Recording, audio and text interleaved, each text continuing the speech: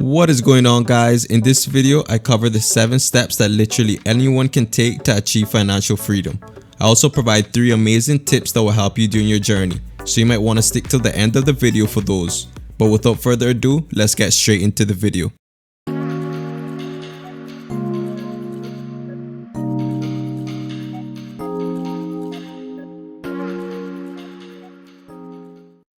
Step number 1. Analyze your financial situation and define what financial freedom means to you, as this is different for each one of us.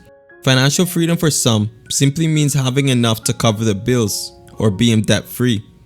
However, for others it may mean feeling financially secure to a point where they are no longer dependent on any one stream of income, allowing them the freedom to pursue their passion and goals in life. Identify whatever financial freedom means to you personally. Once you have done this, then you need to analyze your current financial situation. Where are you starting off from? Do you have any debt? Do you have a stable income? Do you have a positive or a negative net worth? Making a detailed assessment of your current financial situation, which includes all your assets and liabilities, will create a clear picture and a path for you to follow. We can then begin tackling those specific obstacles first in order of highest priority, which brings me to my second step. Step number 2. Set specific goals and plans.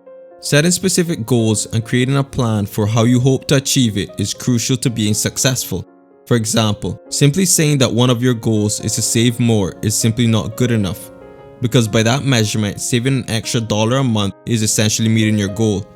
But I'm pretty sure you don't want to save just one extra $1 a month, right? So being specific and intentional with our goals is essential. If you plan to increase your income, how will you go about this? Will you be taking on a second job, creating a side hustle, or negotiating your income at your current job? If your goal is to reduce your expenses and spending habits in order to save more, well, what things will you be cutting out, and how much will this save you every month? $100, $500, or $1,000? Be very detailed and meticulous with this process. And if you need some extra help, tips, and advice, I suggest checking out our video on why most New Year resolutions fail. In that video, we cover how to create specific and intentional goals which we can consistently hit over and over, and also some common mistakes you should avoid when setting your goals. Step number 3. Eliminate all liabilities. What I mean by this is simply eliminate all the things that are holding you back from accomplishing your goals. This includes paying off any loans and debts that you may have, eliminating any poor spending habits, and any negative external influences.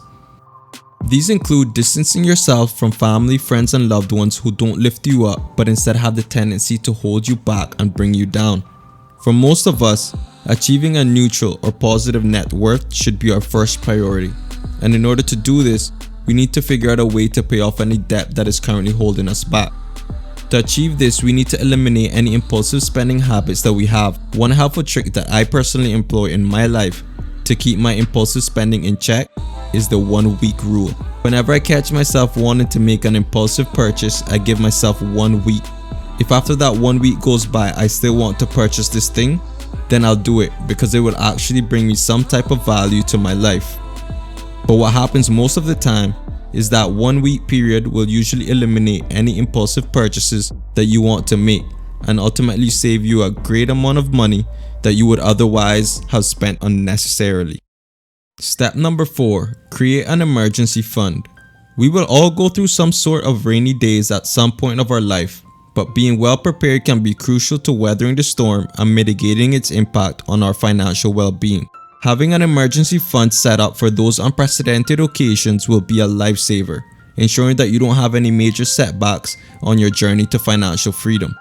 Because the worst thing that can happen is that you are finally gathering your bearings and making headway towards accomplishing your goal, and an unexpected situation arises, such as a major car or home repair, losing your job, or an unexpected medical bill catching you unprepared, leading to a massive setback. So my recommendation to anyone embarking on the journey to financial freedom is to create a cushion.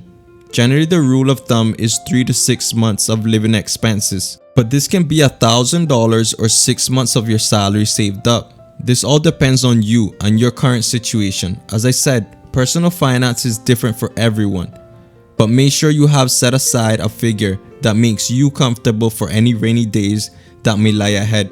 The next step would be to plan and secure your future by starting a retirement fund. Trust me, having a retirement fund later in your life will be crucial not only for you but for your kids and loved ones. This can come in the form of a 401k, taking advantage of your employer's company match, a pension, or opening a traditional or Roth IRA account. The earlier you start, the better off you will be, all thanks to the power of compound interest. However, it's never too late to start. As the famous Chinese proverb says, the best time to plant a tree was 20 years ago. The second best time is now. Step number 6. Plan your investment strategy. Historically, there has been no better way to grow your money than through investing, thanks again to the magic of compound interest. But what is compound interest, you may ask? Well, by definition, compound interest is the interest on a loan or deposit calculated based on both the initial principal and the accumulated interest from previous periods. I know, that sounds very scary and confusing, but give me a second, let me explain. Say you invest simply $500 into the S&P 500, which basically tracks the US economy and has historically consistently provided an annual return of about 10%. Given this historical data and trend, if you invested $500 per month for say 35 years into the S&P 500, you would have a whopping $1.6 million. However, say you decided to simply save that money in your bank account. Well, you would only have a measly $210,000 in your bank account at the end of the 35 years, compared to $1.6 million if you would have invested it in the S&P 500. This phenomenon is known as compound interest. And as Albert Einstein once said, compound interest is the eighth wonder of the world. He who understands it earns it. He who doesn't pays it. This, however, was simply an example to illustrate the power of compound interest. But there are numerous other forms of investing you can choose, such as stocks, real estate, and the increasingly popular cryptocurrency. You just simply need to do some research and figure out your own tolerance level before planning your investment strategy. Which brings me to my quick disclaimer. We are not financial advisors. Anything we say on this channel should not be taken as financial advice. You should do your own research before making any investments and consult with a professional advisor before making any financial decisions. With that said, step number 7 is track your progress and success. You need to have or incorporate a system by which you can measure and gauge your progress and success by. Having this in place is so important for keeping you on track and ultimately helping you become successful and achieving financial freedom, because it is so easy to fall back into bad habits and deviate ever so slightly from our path. We need a way to track our progress to ensure that we are consistently hitting our goals over and over again. Which leads me to my 3 tips. Tip number 1. Enjoy the journey. It is very easy to get caught up in the moment, saving and investing as much as possible, cutting back on the little things such as a cup of coffee, or being so frugal that we start to lose sight of everything else. The little things that bring us joy and happiness. Don't wait till you achieve financial freedom to enjoy it. Instead, learn to enjoy the journey as well. Live in the moment and enjoy every part of it, which ironically leads me to my 2nd tip. Discipline and consistency. Even though I said to enjoy the journey, I didn't mean to be careless or irresponsible to a certain degree. Because in order to achieve financial freedom, a great amount of discipline, consistency, and sacrifice is needed. The key is to delay instant gratification in exchange for future success, which brings me to my 3rd and final tip. Tip number 3. Personal development and financial literacy is the key to success. We should aim for continual personal development and strive to be at least 1% better every day. The richest people in the world adopt this habit. Billionaire Warren Buffett, for example, reads about 500 pages per day, dedicating at least 80% of his day to reading and expanding his knowledge. Bill Gates, the richest man in the world, reads about 50 books per year, and these people are the richest people in the world.